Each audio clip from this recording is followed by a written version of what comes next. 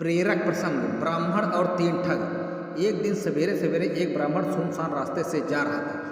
उसके साथ एक बकरी भी थी।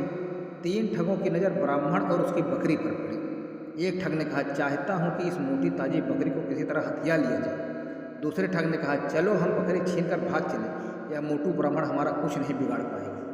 तीसरे ठग ने कहा, नहीं, बकरी छीन कर भागने की कोई जरूरत नहीं है, मैंने एक अच्छी तरकीब सोच ली है।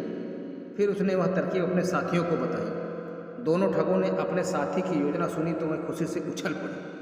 उन्होंने उसी तरकीब से ब्राह्मण की बकरी ले लेने का निश्चय किया। योजना के अनुसार एक ठग ने ब्राह्मण से जाकर कहा, पंडित जी प्रणाम, आपका यह कुत्ता तो बहुत अच्छा है, क्या यह शिकारी कुत्ता है?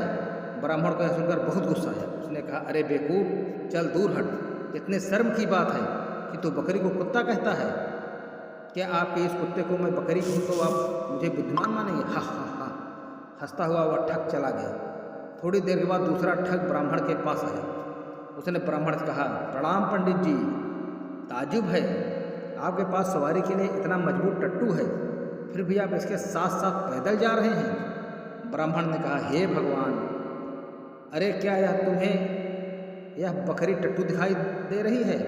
ठग ने कहा, मैं तो समझ रहा था कि आप कोई विद्वान ब्राह्मण होंगे, पर आप तो सनकी लगते हैं। आपको तो टट्टू और बकरी में कोई फर्क नजर नहीं आता। या कहते हो वह ठग भी चलता बना। कुछ समय के बाद तीसरा ठग ब्राह्मण के पास आया। उसने कहा, पुरोहित जी प्रणाम, अरे आप इस गधे को कहाँ लिए जा रहे हैं? यह सुनकर ब्राह्मण चकरा गया। उसने कहा, यह गधा है? बिल्कुल गधा ही तो है यह, ठग ने दावे के साथ कहा।